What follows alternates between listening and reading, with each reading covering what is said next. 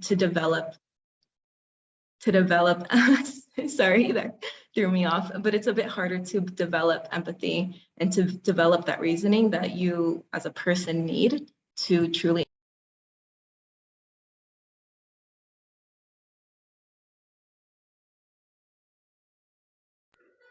Oh no, I think Ashley might have been disconnected. Yeah, hopefully she's able to log back in and finish that for us because she was speaking like real power and truth. Chanel, did you have anything to add on to that? Okay. Okay. I think the next question, sorry, Melissa, I believe you were about to ask a question before I cut you off. Yeah, thanks so much. I didn't realize that you weren't done speaking, so I'm the one who cut you off. But I was a APS student at Gateway High School. I was one of the first people to participate in concurrent enrollment at my school. And now I'm helping other students do the same thing at Front Range. And one barrier that I can see making this ethnic studies class mandatory is the limited number of sections that we might offer. I know that our college, for example, just there's only 2 offerings across all 3 campuses. So how do you think that we can further advocate for increasing sections so we can get these students in these classes? To answer your question, maybe like just having students come out more and just speak about how they would really want to learn about more concurrent enrollment classes, maybe, because currently I attend a whole campus that offers concurrent enrollment, and it's not really projected out. It's really something you have to get your own knowledge on. So maybe students like going to their counselors, just reaching out to different admin just to perhaps like push knowing about concurrent enrollment, and just like maybe social media could be used as well, but I think it's more about talking to admin about wanting to be in concurrent enrollment and just spreading those, concurrent enrollment courses.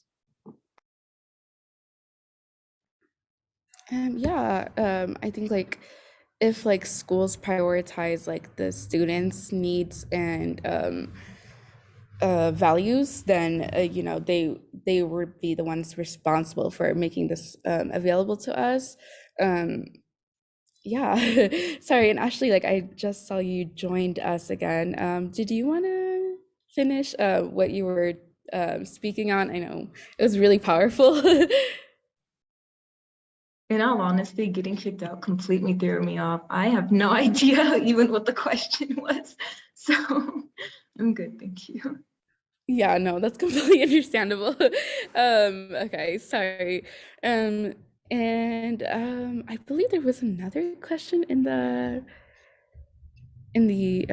chat. Oh yeah, from Danielle. It was for those of you who do not have ethnic studies in your school, what do you do to get information that you'd usually learn in ethnic studies, cultural identity, different perspective on history, and others? I would like to weigh in on this question. So since those aren't really offered, I guess like doing your outside research could possibly just like learn about ethnic studies, maybe just like that could be going on social media, learning online, because yes, we take social studies classes, but we learn about, the basics, World War, slavery, but not really much about ourselves. So I think getting outside resources could help us learn ethnic studies, even though it's not really offered in class.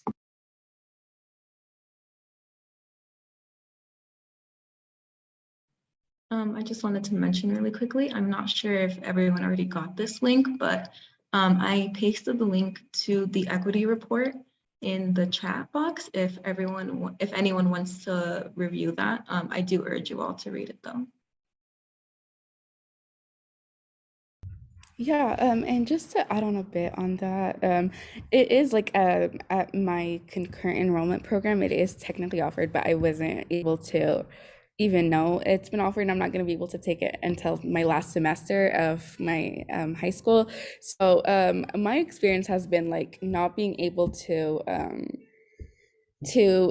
learn about ethnic studies and take that course. It's honestly been such a like a struggle, like not knowing anything about my people other than like slavery and Rosa Parks and Dr. King. It's definitely been like a something that had been very like harmful for me growing up. But I think when I started, like I think sophomore year was when I started, like when I realized after the actually junior year, after the Black Lives Matter movements and protests, and the like experiencing the trauma of watching somebody that looked like you and looked like your brother, and somebody that was from your community be murdered and not get justice, and going back to school after like all those protests and seeing that nobody addressed it, nobody like spoke about it, I like realized that I can't count on my school to properly educate me. And I started going to outside resources, like the first one, I think it was like Youth Celebrate Diversity, and like I tried different programs until I got to YAASPA, which like again, like it's sad because like it was I took like the first program I did with YAASPA was a summer program of my junior year, and that was the first real encounter I've had with education on my identity, education on dismantling white supremacy and true history. So yeah, it was a struggle and it's been really difficult, but hopefully that doesn't have to be a burden any other student has to carry.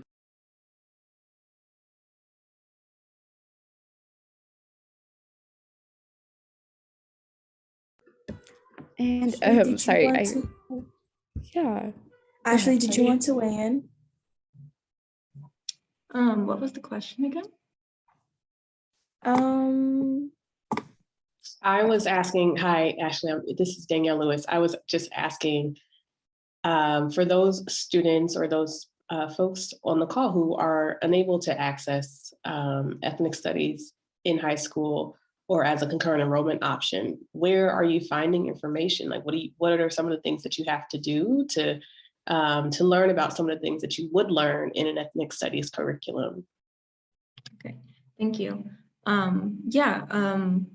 In my junior year of high school, I think when I started working with YAASPA, YAASPA does so much for the community.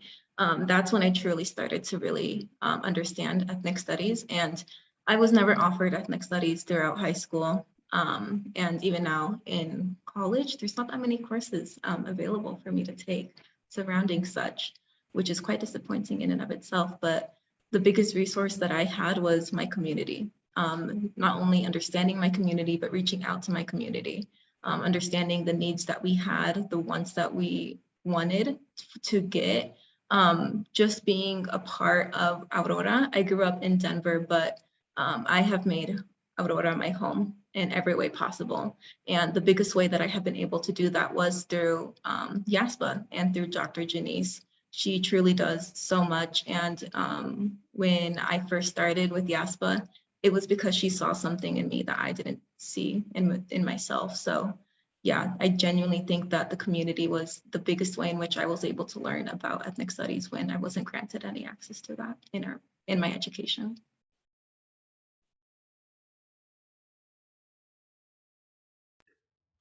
Yeah, sorry. I'm Go ahead, sorry. Chanel. I keep interrupting you.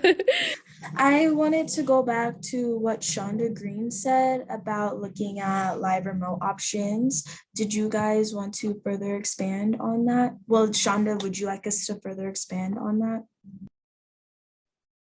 Hi, this is Shonda Green. I'm with District 49 down in Colorado Springs.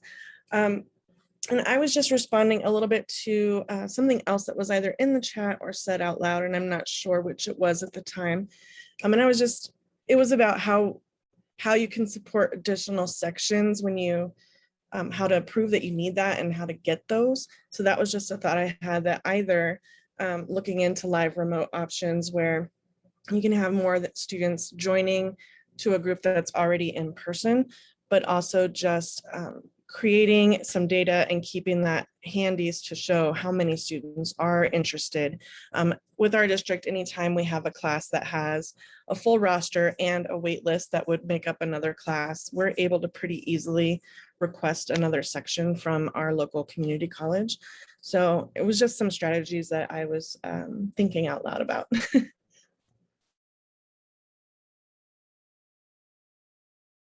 Yeah, and I know like from my experience of speaking with like students in my schools and my community, like they have such huge interest in learning more about their identities on different cultures and just the course of ethnic studies. So if like we were able to like actually explain what ethnic studies is and what it like the power that it holds, I believe that like we would garnish like a lot of support from students and be able to use that.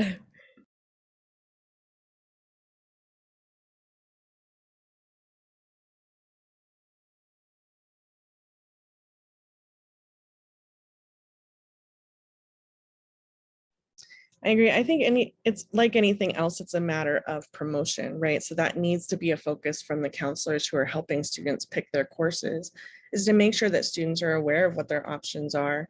I think it's tragic that you have these classes and that the students don't even know that it's available. I'd love to see these classes offered far more schools. And so the fact that it's there, but the students still don't even know is just breaking my heart just a little bit.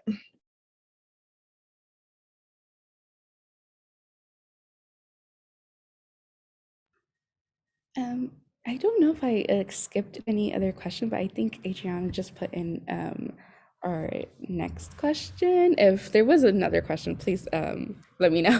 But the question was, any advice for guiding students that don't have access? Ashley and Chanel, if you guys want to begin on.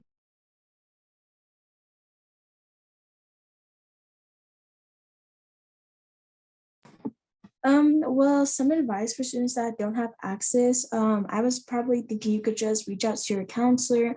Maybe like Shonda was saying, reach out to any like remote learning, because I know they probably offer courses online depending on which school district you attend. Maybe just reaching out to any other outside resources, just possibly just really just talking to your counselor and just seeing what other outside resources you can get to and like join one. Yeah, sort of just to expand on that. If you are an educator, if you know educators, then maybe creating like a comprehensive list that students can access whenever they want or need, with resources within the community, such as community organizations, or even just providing that information to the students themselves about how to get concurrent enrollment classes and how to engage within those courses. I think the greatest thing that we saw was that there's just a very big lack of information given to minoritized students. So I think the greatest thing that could be done for the students is to be that access of information. Yeah, I know we're running short on time. I was just gonna say quickly, yeah, like it was, I cannot explain, like express how much of a struggle it was to find these resources. So like Ashley was saying, like having these resources already available, like YAASPA and other programs, like that would just have been so amazing for me. And also just if you're able, like if you're an educator, I know like you're in a position of power where you can expose students to what it would feel like to appreciate their identities, to step out of like white supremacy and like these powerful things that they already are feeling inside. They just need somebody to like show them it's like, wait, it's not just you. Like you're not crazy for feeling like it's weird when you like hear these things and see these things. So like as an educator, if you can expose them to anti-racism and anti-white supremacy, like that would be great beginning. So if there's any more questions, please go ahead and type them in the box if anyone has any more questions. But at this time, we are going to be closing remarks, and we will also be doing a audience post-evaluation Google form. So at this time, we are now going to wrap up our session. We would like to thank you all for coming.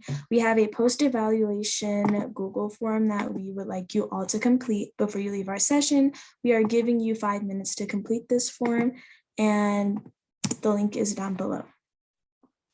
And I just wanted to say to y'all, thank you so much for your presentation. And it can't be easy being the only students today giving a presentation. Y'all did a great job. I want to apologize to you. I did not start recording at the beginning, but I feel like I recorded most of your responses to the questions, which I think was the best part. So thank you. And once you've completed their survey, go back to the breakout room and pick your next session. Thank you, ladies.